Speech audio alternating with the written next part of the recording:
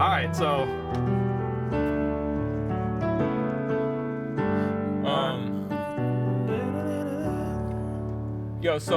so we play that tune a lot at Kingsborough. I really like that tune. Can you show me the right way to play it, and then show me some cool stuff that you play on it? Okay, sure. All right, cool. Sure. Let's dig into that. Hey folks, welcome to Shedwith.me. So Brandon here plays keyboards at Kingsborough. You guys have seen him in a lot of the videos. He's a beast. He's a monster of a player. We've been wanting to do just a shed together for a while now, and we thought we would finally start to get that going. So that's what this video is. Now I wanted to learn from Brandon a tune that we've been playing at Kingsborough for off and on, I guess like about a year now that they've been doing it. Pretty close. So in this video, that's the song that we're working on. Once again, thanks for checking this out, and let's get going on this Shedwith.me. We could start with the verse, I guess. The verse is, I don't know the lyrics. Right. So it starts off. I know the melody.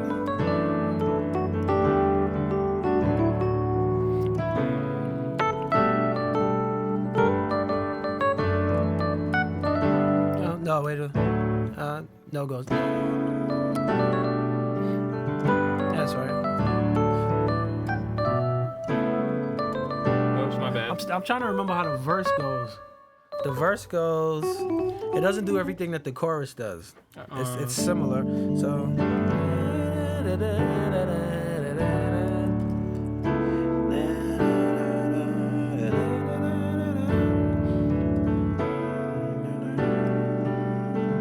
When does it go to the Right. Right. So now this is a chorus. Oh yeah, wonderful. Right.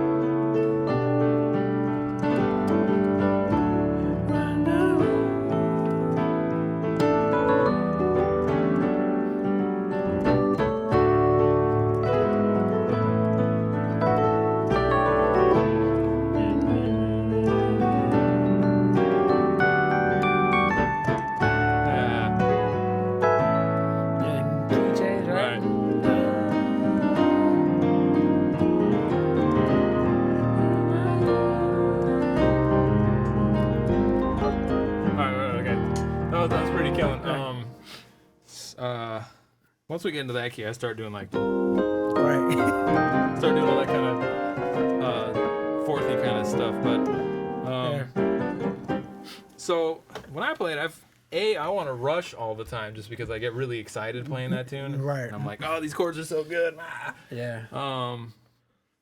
But for the most part, there's just, I feel like there's like a lushness to the voicings that you're playing that I'm not doing, and maybe you can show me what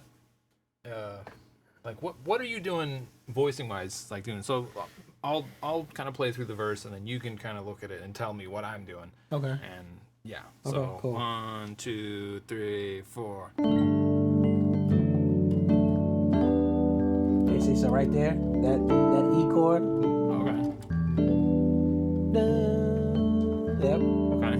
So that chord I'm playing, I'm recycling chords is what I'm doing. Okay. What do you mean when you say? So you're when I say I'm recycling chords?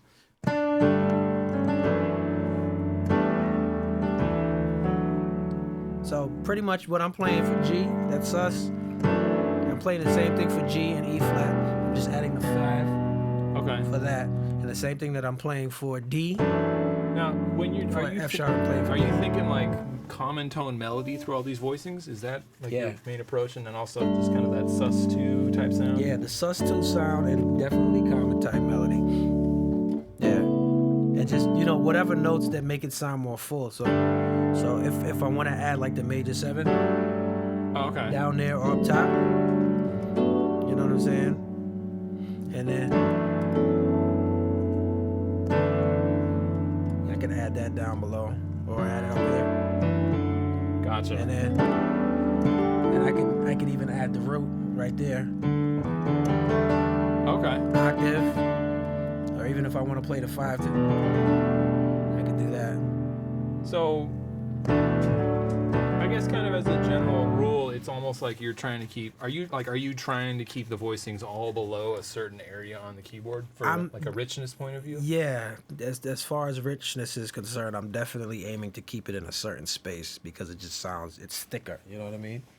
Can you show me like if you were to play the tune in like a higher register, like the way it kind of doesn't sound as good? But even still, I want to add those octaves. Right. It's like you still want to fill it out. Yeah, exactly.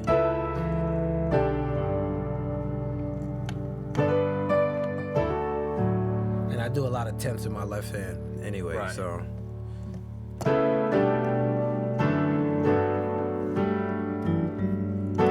Yeah, that's more of a B minor than a G, major 7. But however you want to play it. Gotcha. Kind of just whatever feels right in that moment. Right. So, I mean, if I was to just play it regular. Just running around down there. It actually has that raised 5th in there, I think. I think that's the original. Yeah.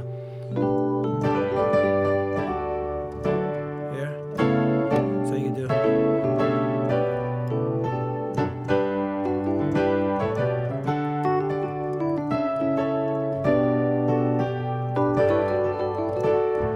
So I'm definitely keeping it down here and playing a lot of 3rds in my left hand, a lot of octaves. So you can even add that for the G chord. You can actually play that G triad in your left hand. Right. And that'll make it sound really full. Now, I've definitely got like a Rhodes pad added to the piano sound you got. I think you're using the Kronos piano sound, but take the Rhodes off and just hear just piano just to see. Okay. Because I think it would actually. All right. It should sound pretty full. I feel like so much on tunes like these is like the sound that you're playing them with. Yeah. Because usually at church I'm doing like it's a piano string pad and then like a little bit of Rhodes in there too.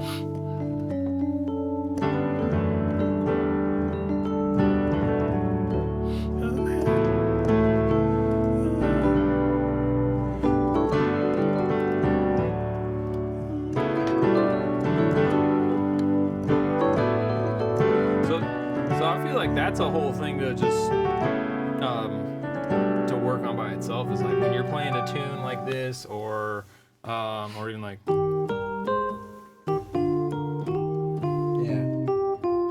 it definitely sounds important. Like how do you play that?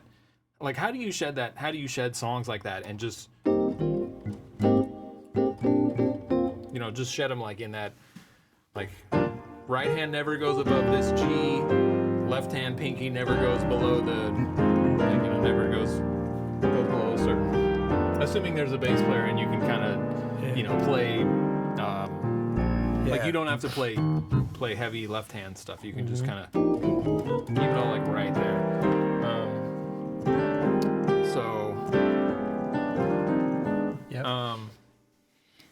So I guess a lot of chords for those songs they're either like dominant 7 chords, or you can use just like the sus or add 2 chords. Wait, what are you talking about? Okay. For even like Oh Give Thanks. So like if I was to play it with a bass player, or even without, if I'm just doing. See, I'm doing a lot of add 2s. And like major 7 in there.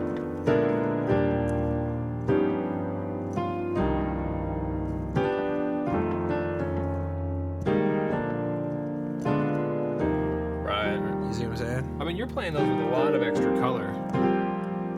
But that tune's got a lot of movement in it too, compared to a lot of like the CCM stuff. And a lot of people don't play it that way too. Some people just play like just bare bones triad, and also playing the melody in the right hand.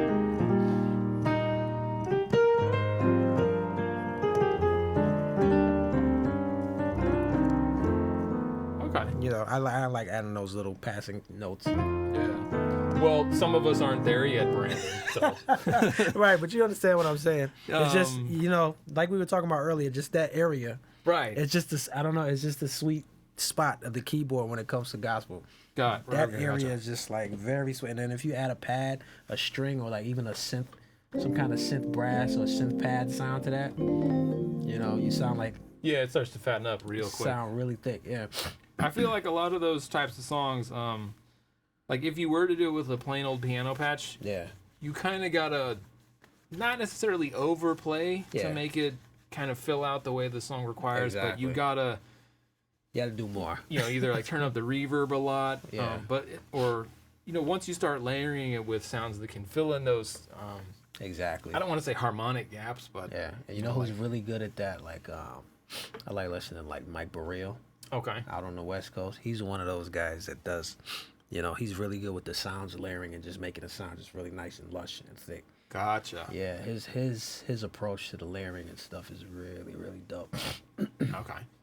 What was I gonna ask? There's some East Coast cats that do that too, but as far as West Coast, like, and he's known for especially those kind of movements too.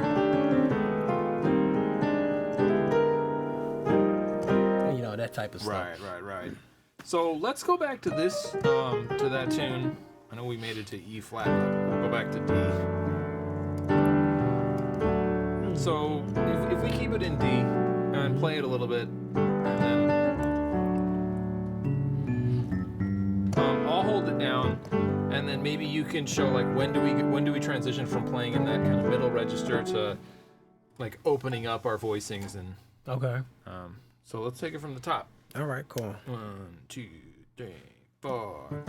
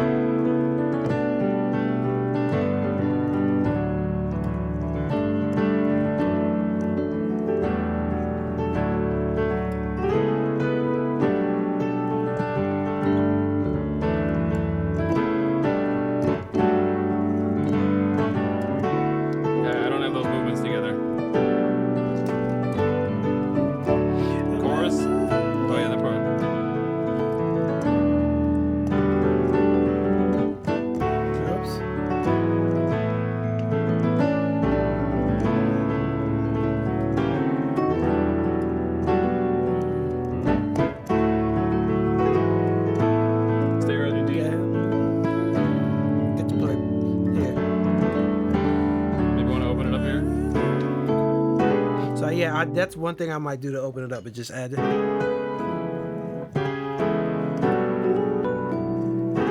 Okay. That's like a F sharp minor 6, I guess. Yep, same thing. Yeah. That's what I'm thinking anyway as I'm playing it, even though it's over a C sharp or a D flat. So you're thinking like A major over C sharp. Okay. Or I'm thinking, what I'm saying? I'm thinking this. Oh, okay. But it's over. Right? So when I'm doing it, I might even run it down. Or run down. Run down like that. Okay. So I guess what I'm asking, like, when is it appropriate to, like, if you I feel like your right hand just went up an octave when you did the. I guess it's more of an energy thing, like when the song starts building up, everybody's energy is getting higher, Okay. Yeah, it's more of a feel thing. Gotcha. Is when I tend to do that, Okay. as opposed to, beginning or even middle of the song where I'll just kind of stay around here and just do stylistic things to add flavor and color. But that when the song is boom, boom, boom, boom, boom, then I'll be up here.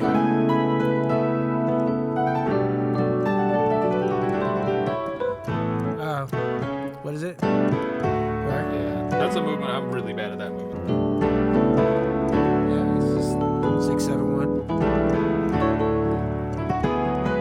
Oh yeah, you were saying that Eugene does that a lot sometimes on that song. Yeah, sometimes he'll just stay on that.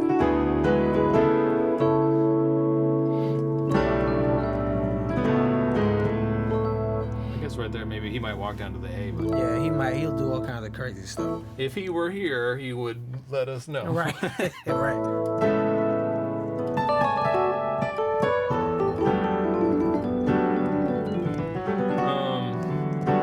And then yeah. So as that song gets going, you know, it's just those 3 sections. It just kind of opens up into yeah, it can evolve into all kinds of 3 things. sections or 2 sections. It's really 2. It's just the one section is stretched out, I think. Right. Because once you do the down to the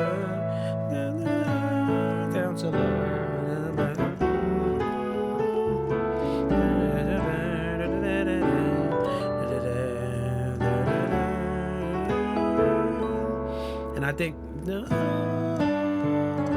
that's actually part of the same section. I mean, that's how I think of it. Right. Because the verse sounds exactly like that, but it's not the same thing. You know what I'm saying? The verse does something similar to the first part of the chorus, and I think that first part of the chorus I think that's the second part of the chorus, if that makes any sense. Probably not.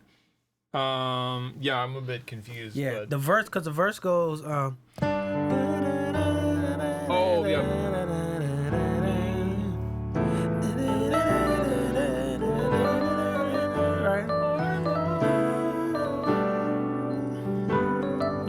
All verse, right? I'm probably playing the wrong melody. And this chorus. No, there's still verse, right?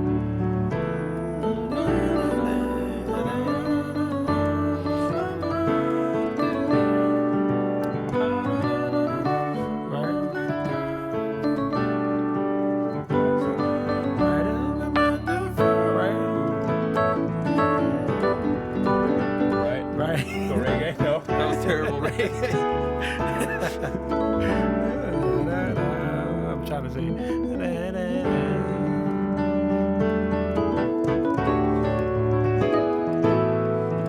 Then the O. All right. That's still chorus. I feel like that O is still chorus, but maybe it's not. Maybe it's a different section. Right, because they never really come back to. Yeah. I guess for me, I think of it as like second part of the chorus, but I guess it's different. It's really a different section. Yeah, okay, cool. That's what I was trying to articulate. Gotcha. But hey, folks, thanks for watching the video. We want to make a lot more of these Shed With Me type videos, but first we want to know what kind of response we got from you guys. So, you know, leave some comments below, drop some likes, just, you know, give us some kind of feedback so we know if you guys dug it. Also, it would be awesome if you guys could actually go visit shedwith.me. It's a website that Brandon and I put together. We're going to be posting some extended videos there. And, you know, we're still going to put some of the shorter ones up on YouTube, but there, you know, we're going to be putting the longer ones that everybody can check out. If they really want to see, you know, some like really deep, in-depth, you know, really detailed stuff that you see in some of the videos. So once again, thanks for checking out shedwith.me, and be blessed.